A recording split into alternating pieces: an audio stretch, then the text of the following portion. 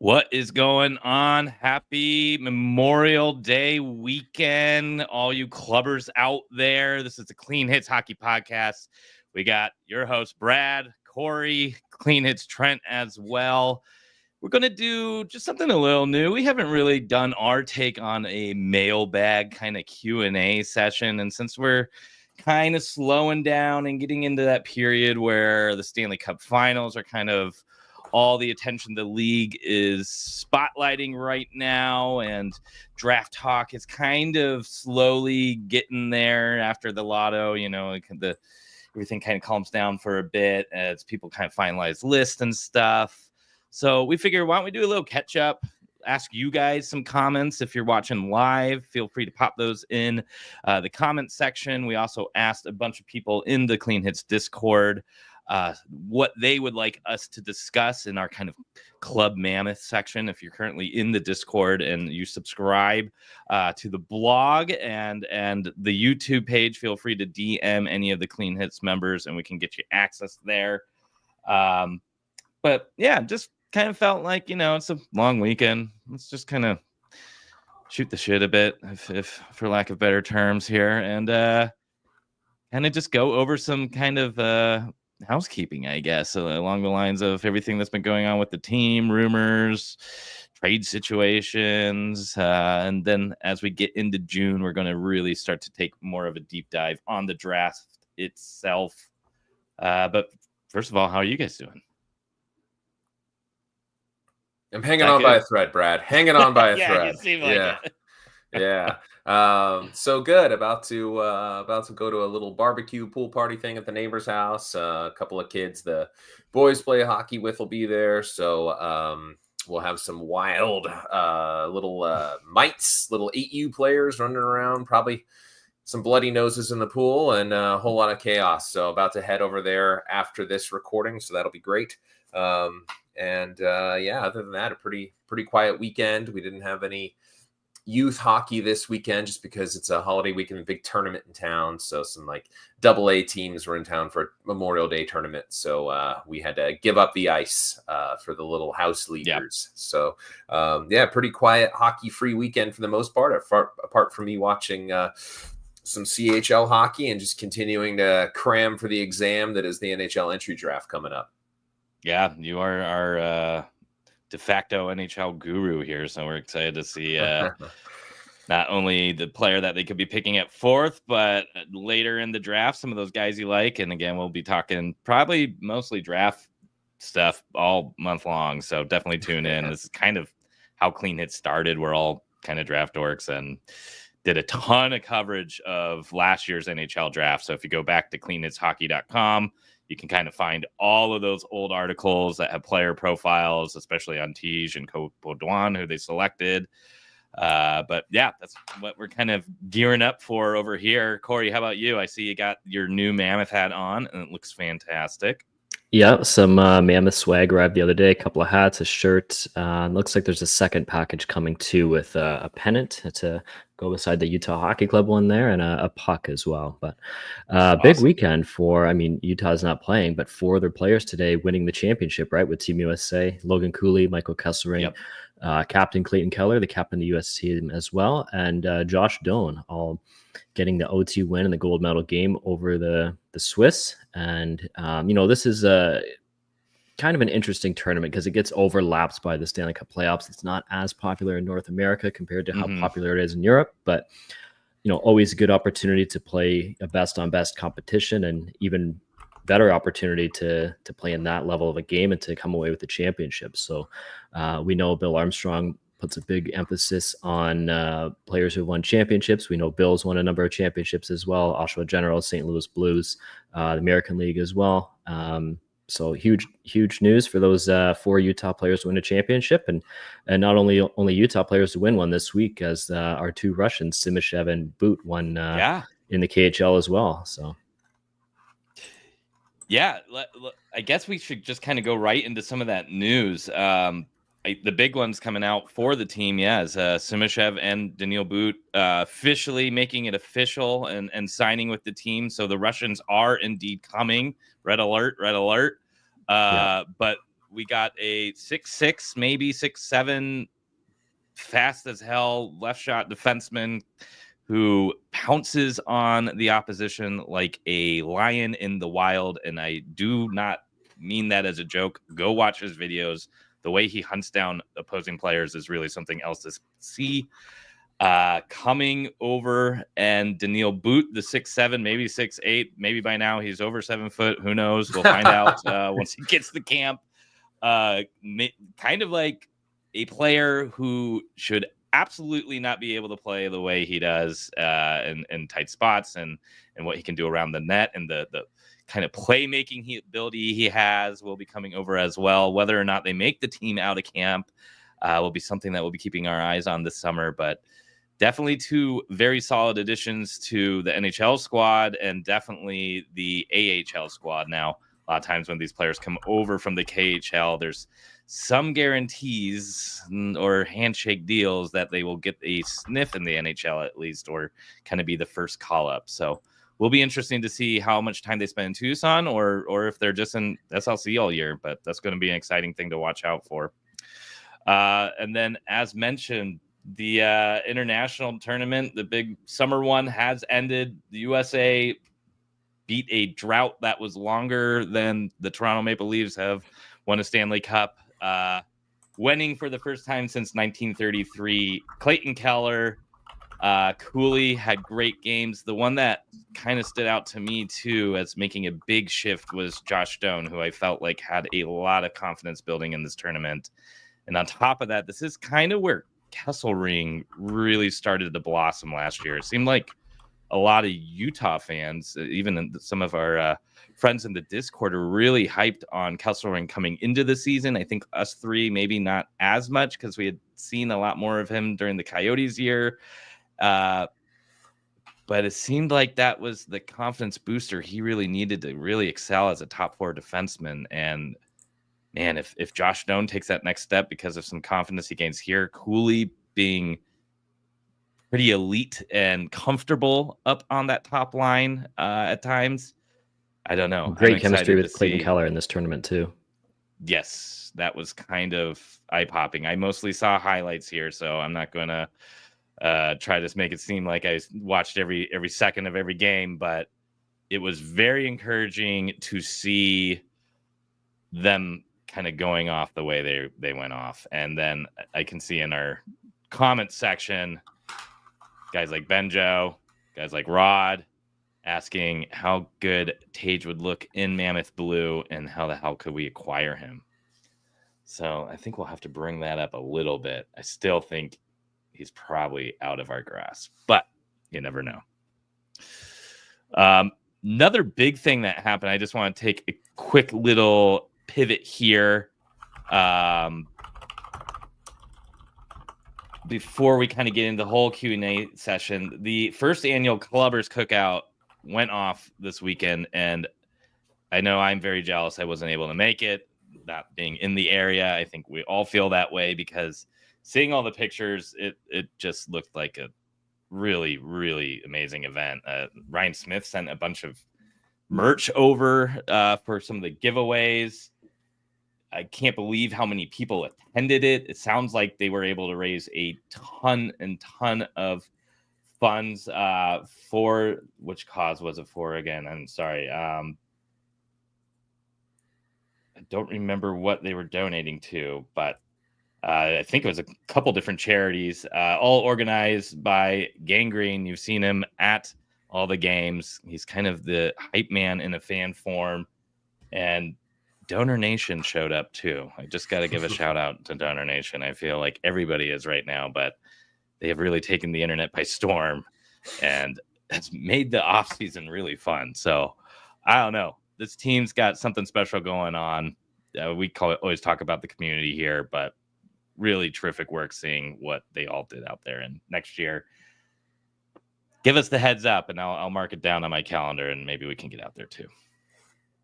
Yeah, it looked like a lot of fun. A lot of White Peach Summer Edition Red Bulls were had. I yes tried to join in the fun myself about the wrong damn one. Felt like a fool. I was later mocked on the internet for having the berry version rather than the peach version. But you know what? I'm old. I'm not cool. This isn't news. And the thing did the trick anyway. It got me through my Thursday afternoon or whatever it was. So, Yep. one day I'll be cool enough to get the white peach one, but it wasn't this week. The cookout looks great. Would have loved to have been there. Maybe we'll need to go next year. We were talking in the Discord with Rod and others about maybe planning a Kelowna Memorial Cup trip or something as well next week. Get up to watch some CHL games would be really fun as well. So yeah, we got to keep our ear to the ground and keep our eyes peeled for different opportunities to do some more get-togethers. It's always great to actually get out and mix together with this great community that's been brewing up in SLC. So really looking forward to all the different ways we're going to be able to get connected with people this off season and next season as well. Yep. Awesome. Well, let's jump into some questions. I'm going to start with some that are getting brought up in the chat first. So Kevin Pohl asks, are we going to sign Kipke before June 1st? Great article by one of my online friends that one day I'll meet him in person. Prop Dr. J. He writes for the Hockey Writers. He did a whole little piece on Kipke here. Go check that out if you haven't seen it. We retweeted it the other day. But man, this is quickly becoming the issue of having had so many draft picks over the past couple seasons and hitting on so many players, whether that is a player who has already made the NHL, who is excelling in the AHL, or in the terms of Kipke and somebody like Gabe Smith really excelling kind of out of nowhere in their junior or respective league. So what are your guys' thoughts with Kipke? You think we're signing him or... I don't think we're signing him because the deadline isn't a week from now. So I don't see why it would go this late. And it's interesting too, because he's a right shot defenseman. He's big. He's got all kinds of points this year. He's almost like a Western Hockey League version of Thomas Lavoie, right? Big right shot defenseman who can get a whole bunch of points. So don't traditionally love prospects coming out of Victoria, but I mean, we also knew that when we drafted him too. But it's not the first prospect we're going to lose because we have so many. We've already lost, a couple. We lost a couple years ago. We lost Liam Kirk. We lost the guy who went to Boston, John something, the center. Right. So we're just this is why we have to take 3 or 4 of these guys and package them up for one. Yes, I would have to agree. Yeah, Kipke, I had a chance to watch a lot of Victoria games over the last few years. He played there with Cole Rezhny this year, who I was keeping an eye out for the 25 draft before we won the lottery and are now way out of Cole Rezhny range, as well as Nate Miskey, an attractive potential mid-round pick, late blooming type re-entry last year. So I've been able to see a fair amount of Kipke games over the last couple seasons personally. And I really like the prospect. I think he's a really, really intriguing prospect. I would definitely sign him myself 100%, knowing what I know, just what I see on the ice in games, on video. Very impressive junior player, leader of his team, captain, good two-way player from what I've seen. Having said that, I do not believe the team's going to sign him. So he'll make somebody happy as a camp invite or free agent signing. So would be somebody that I'd probably look to sign, but at the end of the day, still pretty much a long shot as anyone is drafted, kind of that late in the NHL draft. Yep. I think this is also a great way to bridge into one of the questions that was asked from the Discord in Club Mammoth, which is every opposing fan team wants our right-hand defenseman. Would you trade any in the right deal, and if so, who is the most expendable for what and why? Perhaps this could be a debate. Why shouldn't it be Mavlam, Kess, Dursey, Marino, Lavoie? So, I mean, this is obviously why we're going to have some casualties with prospects. At some point, it's not fair to the player to not have the opportunity. This is how we've gotten players like Jack McBain, who I'm sure we'll be finding out about his new deal pretty soon here. But out of those players, Mavlam, Kess, Dursey, Marino, I'm going to remove Lavoie because I think that's a long-term piece to potentially fill one of these spots if you do have to move someone. Yeah, he's have 2-3 years away. Yep.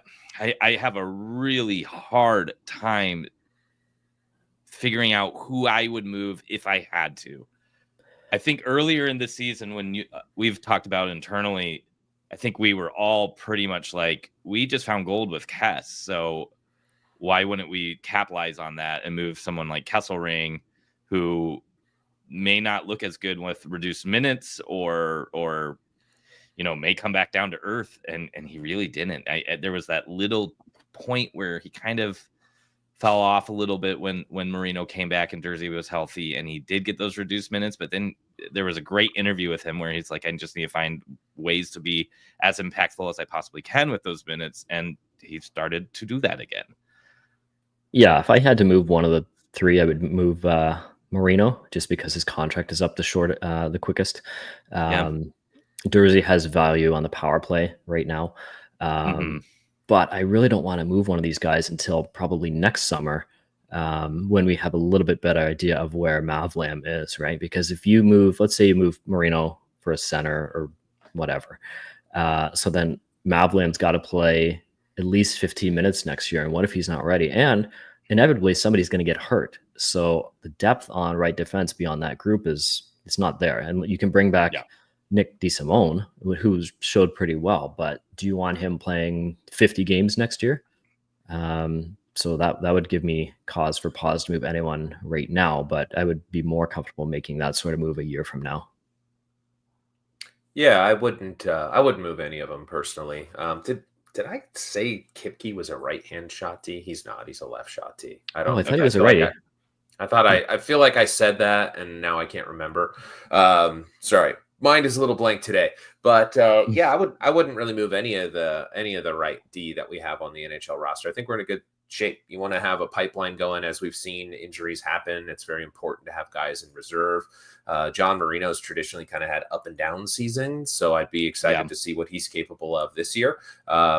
Sean Jersey, I feel like scratched the surface of what he could be and then immediately had to sit out practically a whole season. I mean, he did play a good amount towards the end of the season, but he was a bit rusty for a lot of it. So we don't really quite know what we have in Jersey, I don't think. I mean, we did sign him to a long-term contract, so we have some reasonable hope that he's going to be what we think he's going to be, but we don't know for sure. To your point, Corey, Marino is on a bit of a shorter deal, so we'll see what we get out of him. And having watched Maverick Lamoureux both in Utah and in Tucson quite a bit last season, I saw a kid who came into Utah kind of shot out of a cannon, rode the high, and the endorphins of his NHL debut and his call-up that he talked about on our show when you guys interviewed him earlier this season. But I feel like in Tucson, I saw a kid who wasn't generally quite as effective as he was in the NHL. He looked like a good prospect who still had plenty to learn down there in my viewings. So I don't think it stunts his development at all to be a bit buried on the depth chart by Jersey, Marino, and Kesselring.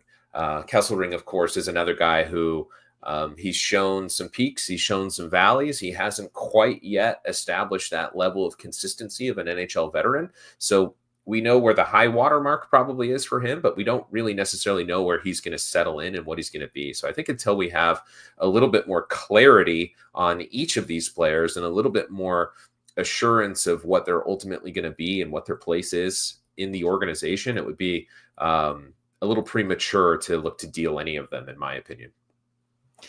Yeah, I'd have to agree. And Mavlam being a late first too. I mean, look at the hit rates. It's not exactly a guarantee that he's going to be an NHL regular still. I mean, I love the kid. One of the best interviews I think we had all season. I mean, he just oozes personality, and it's just absolutely lovable. Even though I wouldn't want to be playing against him on the ice, but yeah. Well, I don't know. He said his triangle's so big and his skating stance is so wide apart, you can go right through him, apparently. That's what he said. Humble as he is on the interview. You're like, yeah, what's one thing you need to work on? He's like, oh, my triangle's so big, you can get through it. And I'm like, I don't know if you can work on that, Mav. I mean, you're always going to be 6'7", like, unless you start using like a peewee stick. I think you're going to anyway. Sorry. But yeah, Humble kid. I don't mind. I don't mind him marinating a little bit more either. And being that first call up on the right side. So I am in the camp. Let's keep it for now. I mean, I don't see any reason to potentially be in trouble if somebody. I mean, if we have injuries like last year, you're definitely going to be wanting the depth. So I just don't foresee us moving those types of players yet. I think the offer would have to be something you would really, really have a hard time refusing. I don't think someone like Bowen Byram, who's been kind of popping up, is somebody I would really move any of them for, because I think they've all shown better if production and consistency in the NHL than Byram has, to be quite frank. And it's not I think a place that we really guy, need extra players for. And it would have to be forward. Yeah, Byram's just a PP merchant. Like, we already have Dursey, we already have Sergachev. There's no room for a guy whose vast majority of his value comes with the man advantage. You just committed to Dursey on a long-term contract. You might as well just see how that goes. I don't know why you would go trading value for a left-handed version of what we've seen. And even trading it for a forward, in my mind, everything runs through the 4th overall pick. So if we're drafting a center with that, as much as I want Marco Rossi, I don't want to trade for Marco Rossi if we're gonna, draft this 18-year-old center who in 2 and 3 years from now is going to be ready to go, because there's really no need for a young center at that point. So no, don't want to trade Dursey for Pinto or some deal for what the hell's his name? Rossi, because it's just not a fit at that point. Yep. And Flo's comment here is totally right. Kess is also that type of player you were going to want in the playoffs. I mean, he's especially that kind of player right after he comes on our show, and then he has a Gordie Howe hat trick every time. He's 100% of the times that Kesselring has been on clean hits, he's followed it up with a Gordie Howe hat trick. So remember that. And you're welcome. You're welcome, Mammoth Nation. Yeah. And the best thing about Kesselring is we basically got him for free from Edmonton. Yeah. Yep. Right? They got what? They got a month and a half of Nick Bukestad. And we got a draft pick in the deal as well, which we got another third. The DeMaros? Yeah. Was it Maras? We got that was the Maras deal? I think it was those two for he could 6 weeks that of Nick Nick be a player. Bukestad. Like Maras is pretty encouraging looking for a 3rd round pick. Like he might be a player. Yeah. Yep. Interesting. Thanks, Edmonton. So going through some more of our questions. Yeah, let's talk about the playoffs a little bit. With kind of my whole gambling side biz, my sidekick. I watch quite a bit of any NHL team, no matter if it's a Monday game 32 of the season or if it's the Stanley Cup Finals. And I am not surprised to see the 4 teams that we have here. What Florida is doing to Carolina is kind of outright shocking. And then Edmonton putting away Dallas like they did once again today, and having the most Jekyll and Hyde goaltender maybe out of any of the teams that were in the playoffs, that for sure, but maybe one of the highest swings in the league right now. And I think there's a lot of lessons to be learned here of what you need. And the Edmonton package, let's call it, is not necessarily something that our team will be able to repeat, where you have 2 of the top producing and best players in the world, a supporting cast, and you win games. The Florida model, however, is something I hope we strive for. And when you watch Carolina in the first 2 rounds, there were shades of Florida. And then you see them together and you see how absolutely different those 2 teams are. And with roster construction, it sure seems that a couple wrong moves that still may be great players for your team can really change up the makeup and the identity of that team. And as I think about this offseason, which is going to be critical, just like last season was, it really feels like we need to think about getting the right guys to put in this mix instead of maybe guys who will help our goals for per game, but don't bring intangibles, don't bring good, solid two-way play, don't hit. I mean, Florida is just a absolute wrecking ball. And without More so those than last year. superstars, this is the way to do it. Yeah. And credit to Bill Zito, the Panthers GM. I think way too often now you hear like, oh, it's too hard to make a trade because of the cap. But like, look how many deals Florida has made over since he arrived. He was hired right around the same time Bill Armstrong was in Arizona. You look at all the deals they've made. They're en route to their third consecutive Stanley Cup final after, the first 20 years in Florida were pretty forgettable. They had a 10-year stretch of no playoffs. And, now look at them. The moves they've made. They've brought in pieces at this year's deadline to give this team an added boost, bringing in Seth Jones, bringing in Brad Marchand.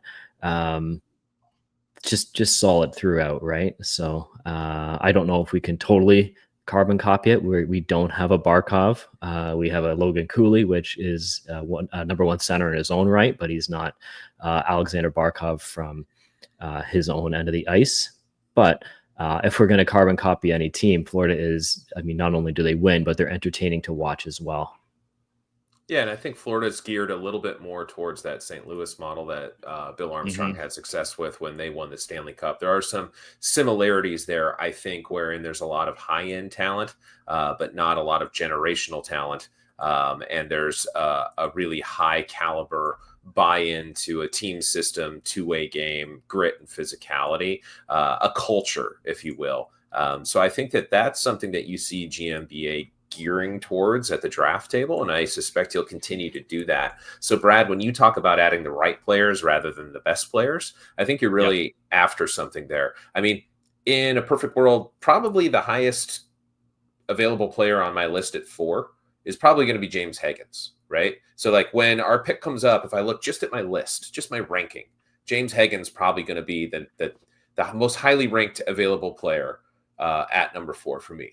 But because of what you said just now, that same line of thinking, I probably won't be advocating for that to be the pick. Similarly, on free agency day, Mitch Marner is like a pretty rare commodity out on the free agent market. And it would be so much fun as a fan to just sign the best guy, and probably the best guy to come along in a while on the free agent market. You know what I mean? So it's exciting and it's fun. It's fun to draft James Higgins. It's fun to sign Mitch Marner. It's fun to just get all the offense you can and throw it together and hope for the best. But we're seeing that that's not actually the model that seems to have the most success. You have to be team building in a way that bears in mind the mix that you have and the culture that you have. And I think that we've seen Bill Armstrong stick to his guns a bit at the draft table. Last season when we brought in Tija Ginla, when everyone thought we were going for a defenseman, maybe a highly skilled one like Zane Parekh, but instead we go for a gritty, down low goal scorer in Tija Ginla. And then we trade back up, even though we're feeling like, hey, what are we going to do with Cole Beaudoin at this point? We've already got Geeky. We've already got Hayton. We've already got Cooley. What is this additional player? And what he is a pace setter, a culture changer, a guy who's going to drive your team from inside the room. So I think we see Bill Armstrong continually cite the character and the culture. And I think as fans, we tend to kind of forget that even as often as he does repeat it, that he means what he says. So we should keep that in mind when we're eyeing the free agent class. And we should keep that in mind when we're looking at our draft lists and trying to predict who's going to go to Utah at number 4. Because I promise you, it's going to be a culture player. It's going to be a player who plays the way that GMBA wants the Utah Mammoth to play, not the player that maybe you think has the best highlight package. Okay. So you're saying Desnoyers, Martin, maybe O'Brien. Is that, All right. I'm not sure. Hey, listen, James Higgins works hard. He gets underrated that way. And when he played against his peers in the USHL, he had a little dog in him too. Kid went to college a year early. People seem to conveniently forget that. I like James Higgins. I think that with Cooley and Keller being cornerstones part of this franchise, we probably look to mix it up and get a little different look up front is my guess. Yeah, and again, we'll be talking a lot about this in the next couple of weeks too. But there's a reason why Chicago isn't just tied to Higgins right now. You think the team that could use the most skill coming into the roster, of course, why wouldn't they pick the guy who has one of the highest ceilings after Misa? But it doesn't seem like a great fit with Bedard being on the smaller side, Nazar being on the smaller side, and yeah, I think I always will take a layoff once it's given to me. And this comment by Kevin kind of fits in right what we're talking about. So 3 UFA names listed here. Is Utah looking at Bosser, Marner, or Donato? And when we are talking about those fits, I think it would be very, very hard for me to be unhappy if we were to get and sign Marner. Yeah. I know there would be a part of me that is very uneasy about it. Yep. And hoping for the best. When the Leafs got knocked out, Steve Dangle was on Wet Chaos and was hyping up Marner, saying he's going to win a cup no matter where he goes next. Like, he's going to be a better player, essentially. And while that sounds promising and it sounds great and all, it still has to happen, right? And watching this round in particular and seeing what Florida is doing and even seeing a team that's big like Dallas struggle with Edmonton a bit here really, really makes me wonder if Marner is kind of the direction we'd like to go for. And Donato, especially to me, is I think he's going to re-sign in Chicago. Yeah. I don't think he's going to even get to free agency. And Brock Besser is somewhat interesting. I think that Minnesota really would help kind of the scoring situation that we are having issues with on that second line. But he's going to be $10 million. Fix it. Yeah. That's nuts to me. He's a 60-point guy. That's like giving $10 million to Nick Schmaltz. No. Right? In the clean hits crew we want Minnesota to be needing to fill their Minnesota boy quota a little bit and overspending to do so. So let's make the division a little bit. The fact that he was golfing with Bill Guerin, the Wild GM, a couple of weeks ago, as a USA Hockey meeting, right? Like, there's no tampering going on there. He's going to be a Minnesota Wild. I think on July 1st, Minnesota is going to go out. They're going to give $10 million to Besser. They'll probably give, I don't know, what does Brock Nelson cost? 7, 8. And they're going to give 15 to Kaprizov, and that's going to be Minnesota's summer. And then, unfortunately, Utah is probably not going to be the recipient of Marco Rossi. I think he'll go somewhere else. Yeah, I think with Besser, he would be I think he would be a really good fit. He kind of is what we need. He's a goal scorer first and foremost. He's not small. He will go to the middle to some extent. He's somewhat of an inside player. I'd be happy to sign him, but not at the market rate. I think he's going to get overpaid, and he's not a guy I'd want to overpay. Donato, I wouldn't be interested in really at all. I don't think that in a different situation with appropriate usage, he's going to be that kind of a player. So he's not someone I'd be interested in. I think that's fool's gold all the way. Marner, like you, Brad, I'd love to sign him. He's going to be the belle of the ball for this UFA season. He'd be such a fun and entertaining and exciting piece to add for Utah. But similarly, I'd be terrified that this is going to be the move that prevents us from winning, prevents us from keeping pieces 3, 4, 5, 6 years down the road that we need to keep to finally get us over the hump. I think he'd be a great guy to get us to the playoffs. I think he'd be a great guy to get us through round 1, maybe. And he might be the guy to keep us from winning it all at some point in the future. So I'd have those hesitations with him, certainly. But as a fan, first and foremost, if they sign Mitch Marner, of course, I'm going to be celebrating and going nuts. I mean, it's Mitch Marner. That's crazy. He's a huge star. That'd be so fun. You know what I mean? So emotionally, I'd be super pumped on it. Intellectually, I would say this might be a mistake. I will say, funny story.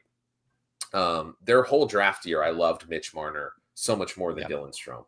I remember I was a huge Mitch Marner fan, loved him. Dylan Strome, I thought, was a porous skater. I didn't see it. I didn't like it. But eventually, I turned off the heart and the fan in myself, and I started seeing historical production from a 6'3" center versus nifty little winger. And I convinced myself that Dylan Strome was the right pick at the end of the day. Not Mitch Marner. even though Marner was the player I loved and Dylan Strome was the player I had to convince myself of, by the time draft day rolled around, I was all in on Strome.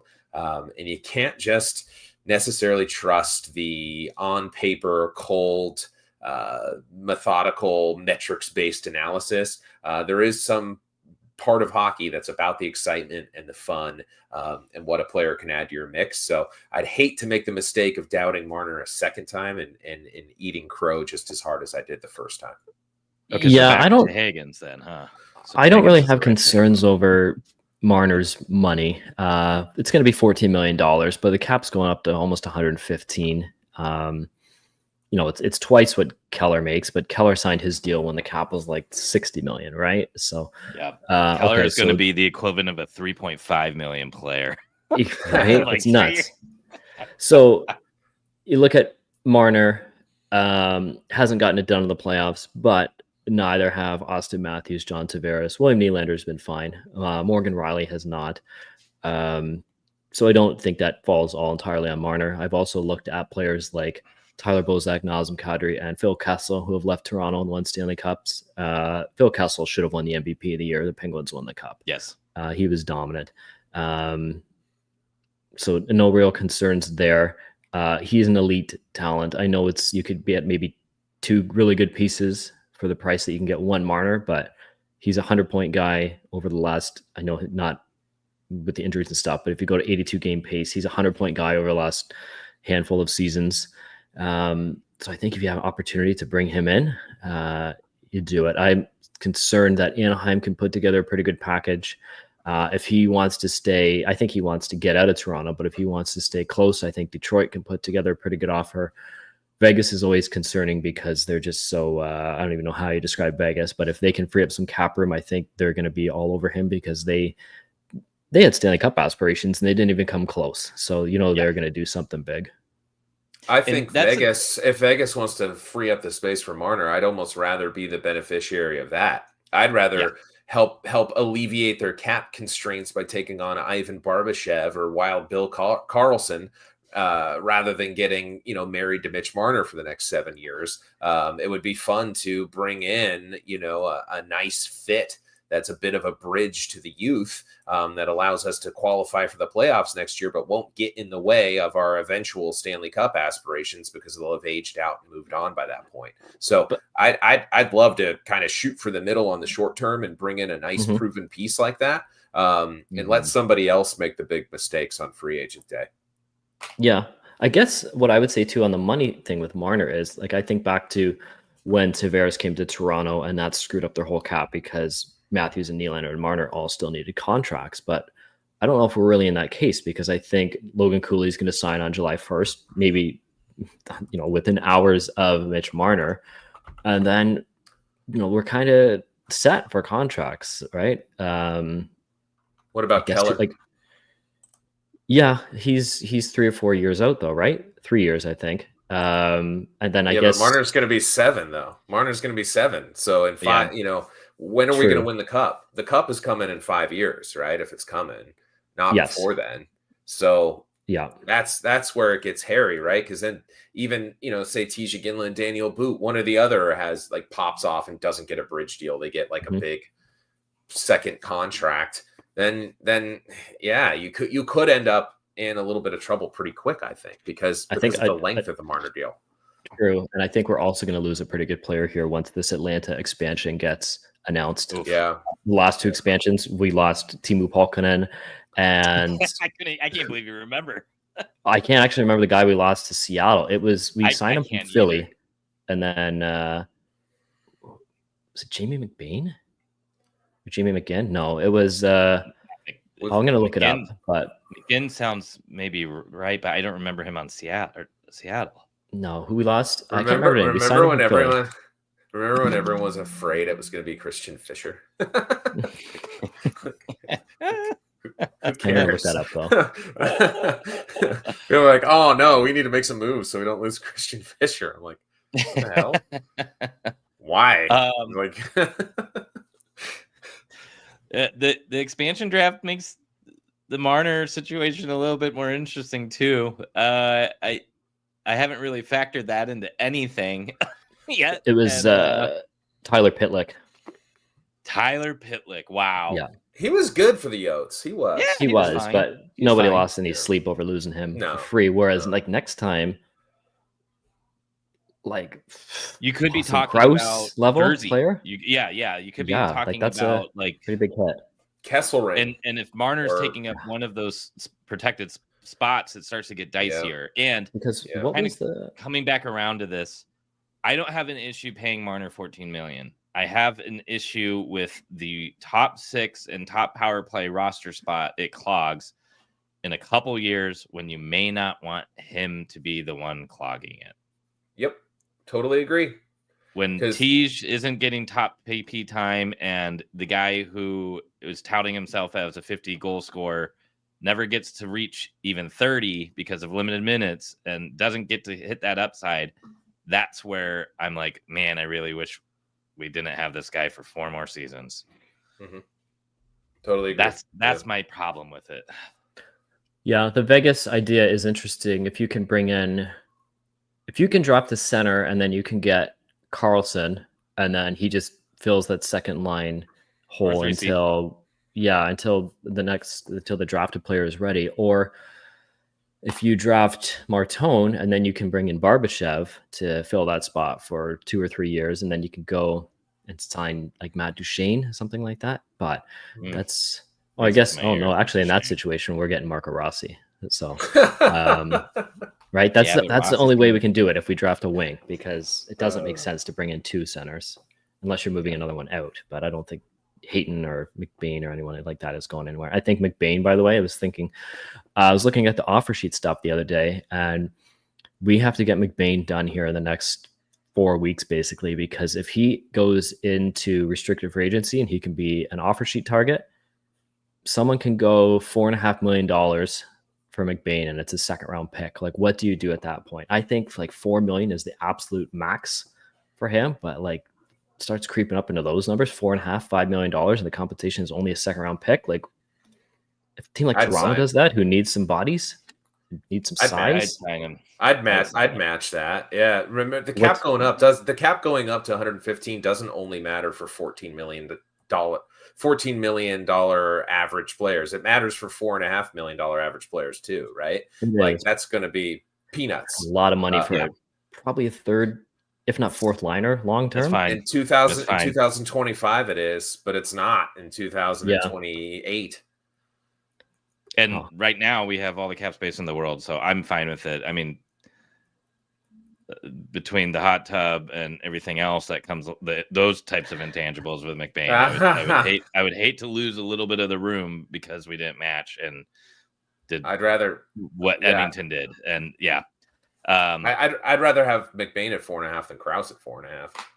Yeah, it would have to be a Kokoniemi level offer sheet where you're like, what? That's gonna like. If that doesn't turn out, that's going to really bite you in the ass, and that's exactly what has happened there. And we've talked about Cooley, be their future 2C, maybe future 1C. Yeah, he's not. I'm not a fan of playing on the 4th line. Yeah. So Cooley can get an extension July 1st, but so can Josh Doan and Barrett Hayton and Kesselring. So I wonder if Bill just goes out and extends them all on that day. Matthias Michelli can as well, but I don't think he might not even be around for July 1st. So contracts for all of them and a buyout for him. Yeah, the opposite of a contract. Yes. Yeah. So we'll give every one of those guys a new extension, and then we'll just buy out the Finnish fettuccine.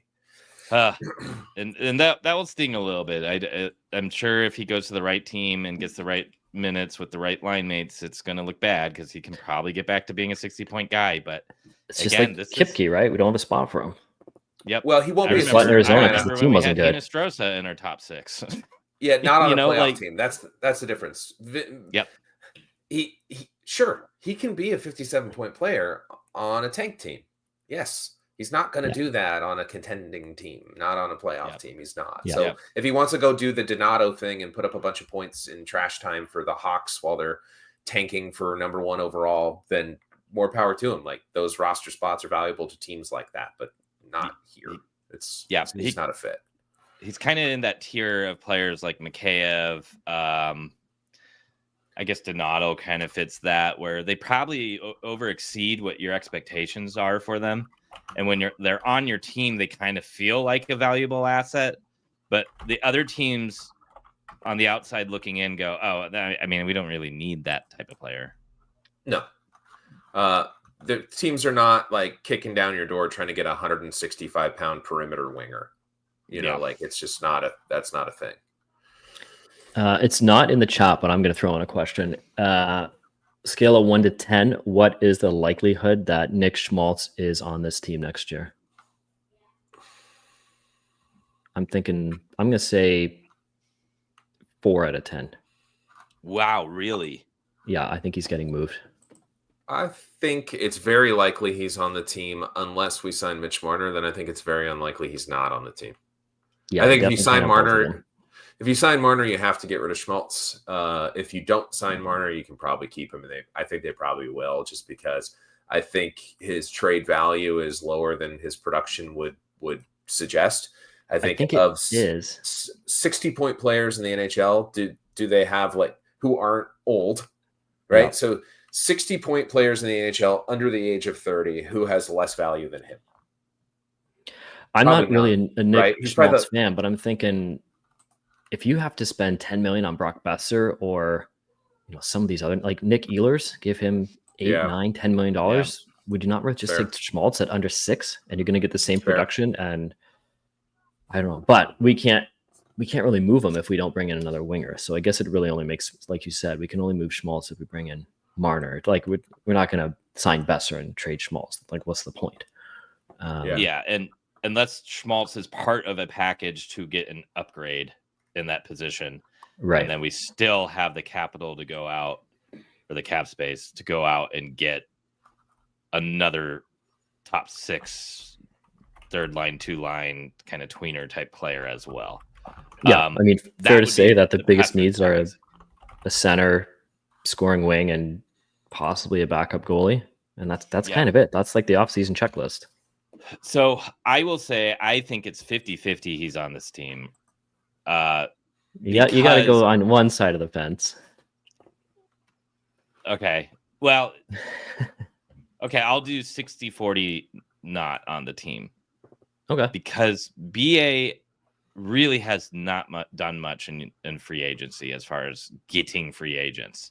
Mm-hmm. He has been the type to trade. And as we've had this whole Q&A session so far today, talking about guys like Kipke who are just going to be cut loose, talking about like guys like Michelli who probably obviously aren't going to be on the team really, but are we going to just give him up for free or cut him loose, or are we going to put him in as just get a 4th back for him, or is he going to be part of a package?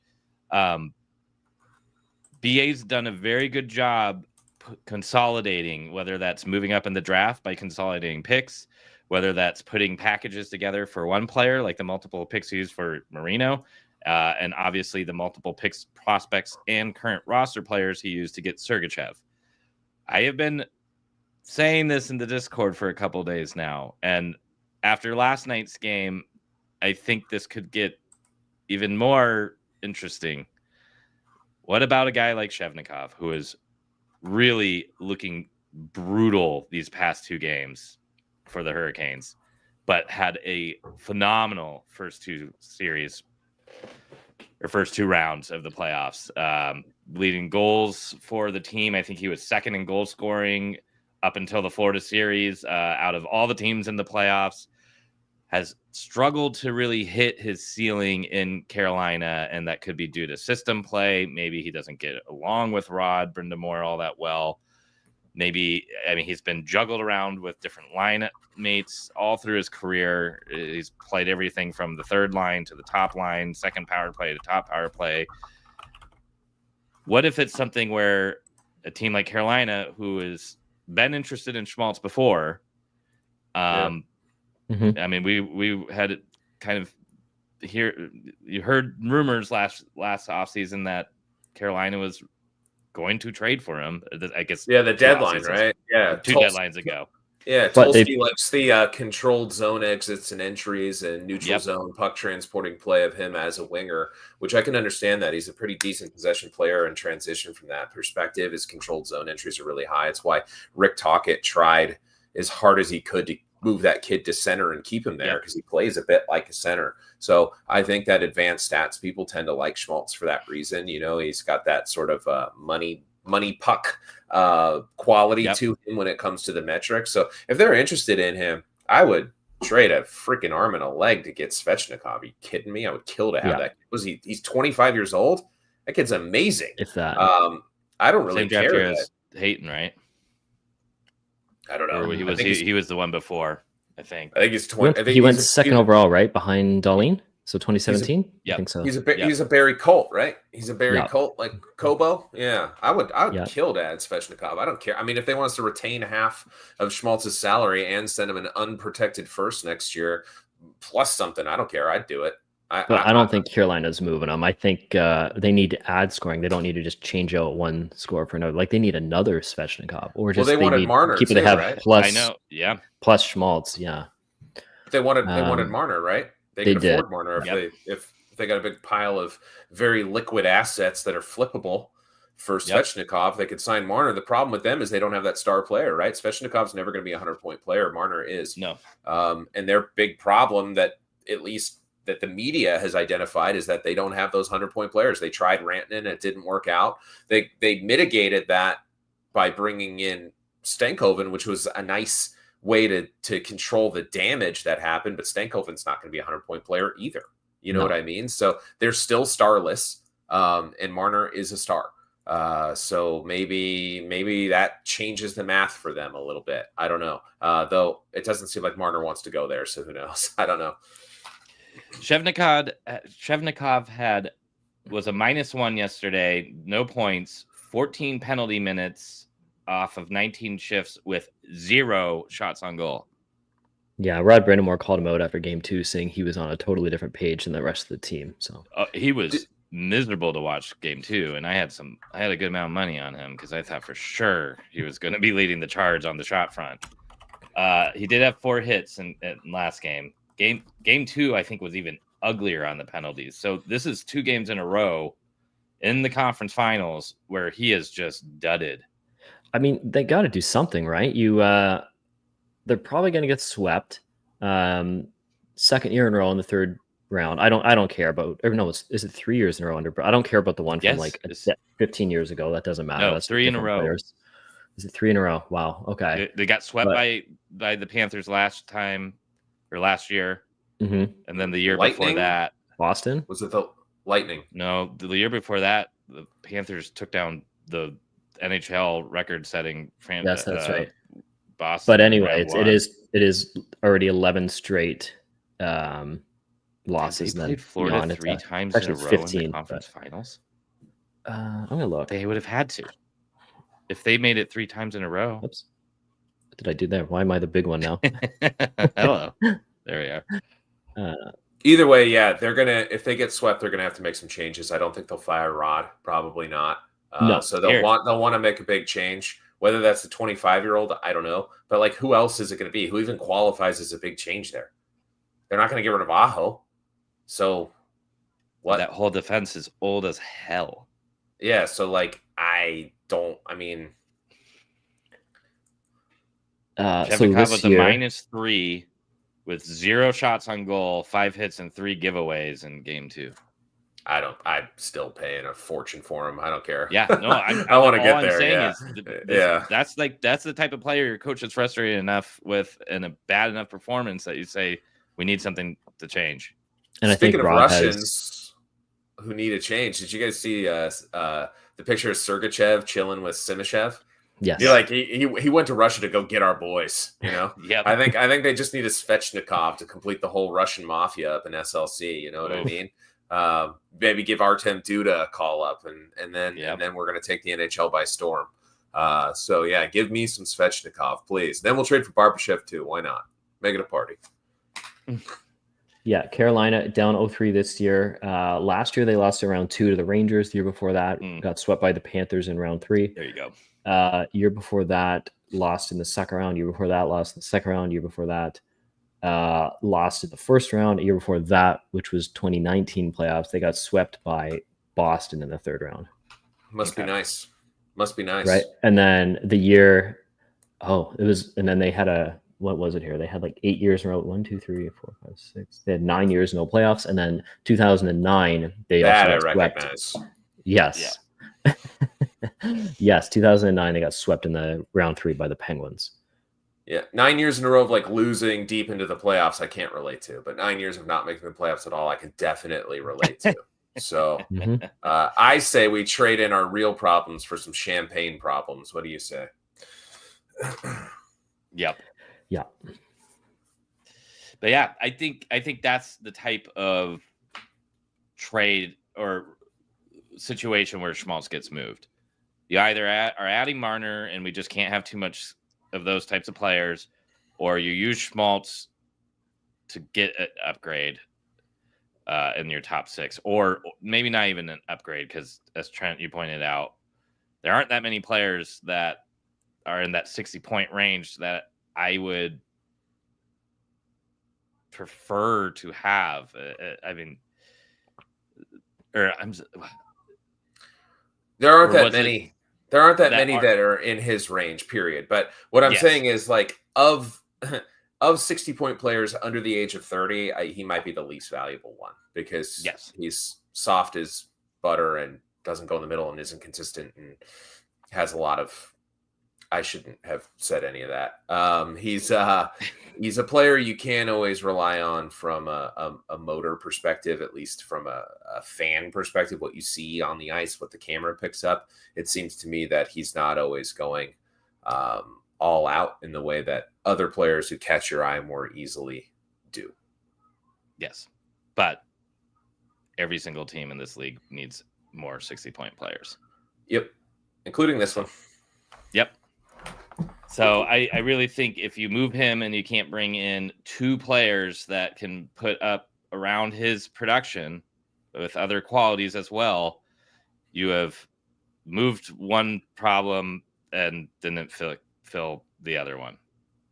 Can I ask you guys one hypothetical question and then bail? Yeah. Sorry, I keep interrupting. So how would you feel about like a total layup of an offseason where we don't do anything too crazy, where like number 4, Caleb Desnoyers, falls right into our laps and we pick him, and everybody's like pretty darn happy with that. It's not a huge home run swing, but it's kind of who everyone's a little bit hoping for, and there he is. Then maybe we go to UFA and we sign Matt Duchene just to kind of keep his spot warm until he's ready. And everyone's like, all right, that's good. Matt Duchene, that works. Reasonable deal. And then it's like, all right, we couldn't really find a big deal for a big winger, anything like that. Nothing come up with Schmaltz to trade him. So we end up like, I don't know, trade Michelli for a third or something. And then we just end up signing Trent Frederick, let's say, to get a little bit more size on the wing. Right. And then that's our whole offseason. Basically you get like a layup placeholder center in Duchene. You get like a little extra size that you hope works out in Frederick. And then you pick the guy you kind of expect him to pick if he's there, Desnoyers. And it's just kind of a ho-hum offseason. How do you feel about that? Are you guys pumped on that? Are you guys disappointed with that? Because for me, I'm like, I love that as a very conservative, risk-averse kind of person. What do you think, Brad? Yes, I would be thrilled with that. In my mind, I think the tiers of what I'd love to see is going for the fences and getting somebody like Shavnikov, who may potentially be available, that normally wouldn't, and using assets to do it, similar to how Sergachev was last season. So the equivalent of a Sergachev trade for a second line winger or top line winger kind of tweener, or even a upgrade at 2C, kind of in the same capacity, which really only is Rossi as far as age, range, talent, and availability. Pinto maybe. Pinto's another one that maybe we'll have to talk about next time, because that is a very interesting player that we've been interested in the past, from what we know and what we've heard during the Chikrin trade fiasco. But that would be my Sergachev trade part 2 would be what I would like to see happen the most. Yeah. The stopgap guy who can add 60 to 70 points and not move Schmaltz because you're just adding that one player and you are injecting, maybe 50 more goals onto the team or 20 to 50 more goals onto the team, not just from that player, but his playmaking ability as well. And then maybe my third favorite is to go swing for the fences and get Marner. Yeah, I agree. What do you think, Corey? I think that team could make the playoffs. You described it as ho-hum, and I think that would be kind of my reaction as well. I just go back to Bill trading that Shea Weber money, getting it out of the way. I mean, he's shown that he can navigate the cap with it there. I think he got rid of that money for a reason. He intends to use that cap space. And if you sign Duchesne and Trent Frederick, and that's essentially like, what are those two combined? Maybe 10 million. What does Trent Frederick cost now? I don't know. He's had just kind of an average playoffs.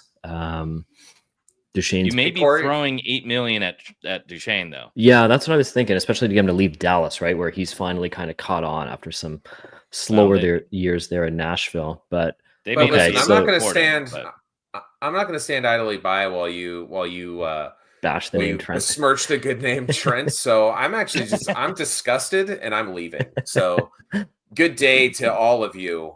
I'm out. we need more Corys in the NHL. I don't even know if there are. I guess Corey Perry, but he spells it the wrong way. There's always a Corey, but they're always goalies. We had some good Brads. Brad Richardson, Brad Marchand, Brad Richards. Yeah, MVP Brad of the Richards. playoffs. That's actually who I meant to say at first. Yeah. No, that offseason would be, I feel like it would be acceptable. I mean, which is kind of nuts because if you go back to the Arizona days and like, wow, we got Matt Duchesne, we got Trent Frederick, right? That's huge. Yep. Like we talked about a couple of weeks ago, like Piet Suter would be the big move in Arizona. Yeah. But with the cap going up, with the Weber money going out the door, I feel like there's at least one big move here. It doesn't even have to be a signing. It could be a trade. We have so many prospects. We have so many extra bodies like Michelli. We don't have as many draft picks as people think we do because we moved a lot of them out, right? But like if you look at our cap, we have what do we have here? We have 2 extra seconds next year and an extra third next year, and then an extra fourth 2 years from now, and then some extra fifths. But like we don't have any extra firsts. We only have the 2 extra seconds, so it's not like it was at one point because we've used the picks on players, or we've used them on 2 picks for John Moreno, that sort of thing. Yeah, it just, for me, everything comes back to the offseason plan in my mind kind of shifted when we won the 4th overall, because if we were picking 14th, that player is even farther back than if you're picking at 4 and you're getting a Higgins or a Martone or somebody who's probably a year or 2 away. So picking 4th, like I said earlier, if we're drafting a center, I want to sign a stopgap center like Matt Duchesne, John Tavares. I don't think he's leaving Toronto, but that would be another stopgap center, and potentially bring in a wing at that point if Nick Schmaltz is not going to be part of this thing long term. And if we're drafting Martone or somebody like Higgins, if we see him as a wing long term, then I want to make the Rossi move for a long term young center. Yeah. I think we're all probably somewhat in agreement with all those potential moves, and it's really interesting to be in a spot where there really is that one area for upgrading this roster, and it's that kind of second line scoring, because I think what we're seeing with Cooley and Keller and the international tournament is pretty eye-opening of what their chemistry can be.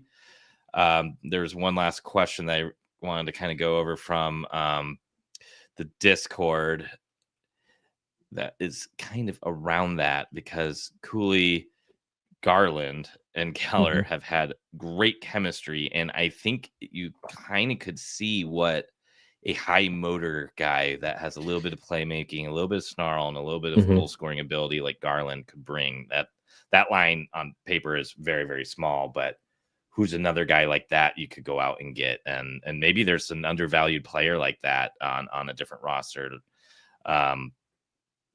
Like a Geeky from Boston kind of feels like that, even though I think you would struggle to get him out of there. Maybe Travis Konechny kind of becomes available and he can kind of slot in there. Bring back Garland would be fun. Yeah, It's I too just bad feel that like Nick Schmaltz likely has Vancouver on his no trade list, just because I don't Mhm. think he wants to play in Canada. But that would be an interesting trade. And I know Garland doesn't address the size issue, but he plays bigger than he is. He has that snarl. He has that chemistry, and it's not like, I mean, Nick Schmaltz is an inch or two bigger than Garland, but it's not like he's physical or has that snarl, right? So if you could just Mhm. swap out those two, that would be nice for sure. Yeah. I think it's really easy to pencil in Gunther as the top line, Cooley, Keller, Gunther. And Yep. while I wouldn't mind that at all, I do think having Gunther potentially on the second line with Hayton or a Rossi really gives you two lines that can produce, and that was something that the team struggled with kind of down as the season was winding up.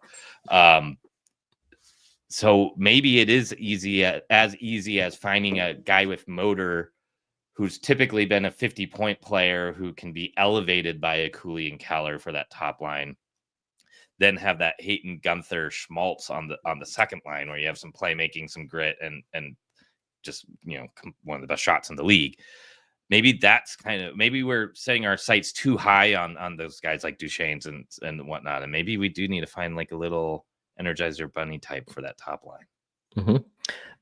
We talk a lot about do not draft in terms of the draft, but is there anyone who would you have listed as do not sign, player you don't want to see added in free agency? I need to look at the list again.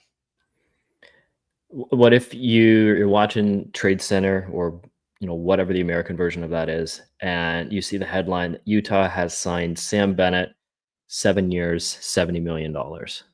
What's your reaction to that? I think I can get over it. 10 a year for 7 years? I would prefer that than Ehlers on the same contract. Yeah, I think so. I'd prefer that than because I think we would Besser win the on the cup same in those 7 contract. years. But Hmm? with Bennett, I think we would not like he's going to push us over the edge, but I think he checks a lot of the boxes, and that kind of timeline would fit. Where I mean, this team's probably peaking around 2029. I think is when playoffs as soon as next season, and then you get into you're making the playoffs year after year after that, and getting progressively better, hopefully, where cup time is probably 2029. So Bennett would fit that time frame, but that's a lot of money. But I do agree that I would, if I'm doing 10 and the choice is Ehlers or Bennett, I would, and this, it's 7 years for both, I would rather do Bennett. He's probably only 10, 15 points less than Ehlers. And he brings everything else. And shockingly, isn't as injured as Ehlers tends to be. Yeah. Nelson not a great free agent crop. Very weary of.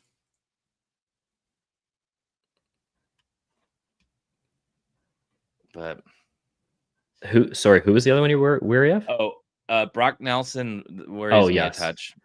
Yeah. I think he doesn't bring as much as Bennett, and yes, he has a better goal scoring ability, but I think I have some biases toward Brock Nelson because I see him and he's like, oh, that dude's like 40, but he's a very rough looking 33. So I don't want to do Brock Nelson. I think he's going to Minnesota for sure. But yeah, it's not a great crop. I mean, we talked about Marner, Besser, Ehlers, Tavares.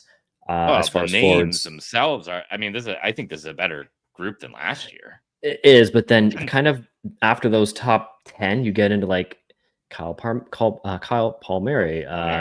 Mikael Granlund is kind of a sneaky addition. Yes, that is one that I've changed my mind about. I was not interested in him at all. Guy kind of playing for his career at this point. Yep. Playing on a team that gets a kind of garbage time on San Jose, having career years on teams like this. But man, has he looked good these past 2 rounds for Dallas? And he has. I liked him with him being years and years ago in Minnesota. And he's kind of bounced back over the last little bit. He kind of lost his game after that trade to Pittsburgh. He did, because where'd he go? Pittsburgh after that? Pittsburgh, and then it wasn't as good. And then to Nashville. Yeah. And he was playing wing, and it wasn't as good, but yeah, he's shown he can still play center, so that could be an option. But I like the optionality of somebody who can play wing and center, because I don't necessarily think Haight needs to be on the third line. Right. And Jack McBain can always slot in. So, I mean, worst case scenario, you don't bring in a center. You can still go Cooley, Hayton, McBain, and Stenlund. And then you have Kerfoot for if you need to just change things up or if there's injuries. Yep. So, Yep. I don't think I think Bill kind of said that, where I don't think he said verbatim that we're not looking for a center, but I think he said essentially that we're comfortable with our group, which I think is fair. But no doubt in my mind, we're interested in if you can add a second line center, do it. The challenge is that probably half the league is looking to do that right now. Yes. Well, I think that's all I got. How about you? Any other final questions from the chat? This is, what Rod's comment is here. If BA finds the player he wants, then go for it. But I'm perfectly content to keep growing with our current group for the most part and wait for the right players at the right time. I am pretty much on this boat. I think no matter what, there will be some scoring upgrade to the team. I don't think they'll just stand pat completely. But I would lean that it's more of the add Granlund, Duchesne for a couple years rather than an Ehlers, Bennett, Marner. See, no, Marner's I think the only one I think could be a long-term swing for the fence that this team does with the free agencies. Yeah, and as far as him long-term, I'm not concerned. I don't think he's going to really age out. But no, I think some big move is coming, because not only the Weber move, but we're already bleeding pieces like Kipke, and it's going to keep coming here, right? Michelli, like Bill didn't stack up all these, good player on top of good player to just let them fall by the wayside. Ideally, you want to take 4 of them and turn them into one premium piece. So I think that's going to come. Well, Carolina likes their prospects. They like their ELCs. They like kind of churning through those younger players that develop in their program. Watch this whole thing. Watch us draft a defenseman at 4, and none of this even matter. Gosh. Then we'll have to go out and trade for Rossi. It wouldn't have been the first time, right? Like nobody was expecting Iginla last year. No, we thought totally expecting defense. Simashev the year before that. Exactly. So, yeah. Awesome. Last comment here. I'm a Utah season ticket holder, but a Miami native and Florida Panther fan. Utah should maybe add 1 or 2 pieces this offseason and see where it takes them, then fill in the blanks next season. Again, I that's kind of, I think we're all kind of in that boat. But yeah, take advantage of opportunities that come that typically don't, like winning the lotto. Otherwise, I think small additions are the way to go. All right. Well, that's all I got. We've been yapping on for almost an hour and 15 minutes. So anything else you got, Corey? No, that's all for me this week. All right. Well, again, happy Memorial Day, everybody. Be safe out there. Enjoy the first holiday of Donor Summer. Again, big shout outs to Gangrene, Mr. Sojo on the Twitters for that Clubber cookout. We really wish we could have been there. It looked incredible, and I hope this is an annual thing that we get to participate in next year. Just insane what this community has built and the friendships that have been blossoming from it, the clubs within the club. I don't know. There's a lot of lore. I feel like one day there's going to be a Utah Mammoth iceberg video, and it'll have things like Donor Nation and the cookout and Jazz Pinkman and all the little things that the fans are creating. So very cool stuff. But this is the Clean Hits Hockey Podcast. You can find us at cleanhitshockey.com.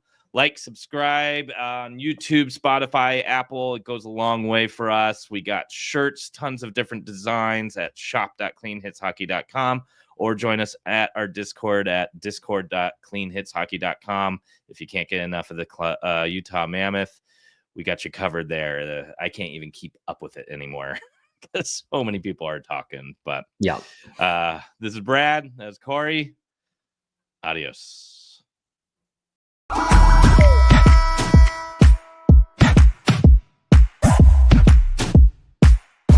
know we running it now. Watch the game. game change? Watch the game change. Watch the game change.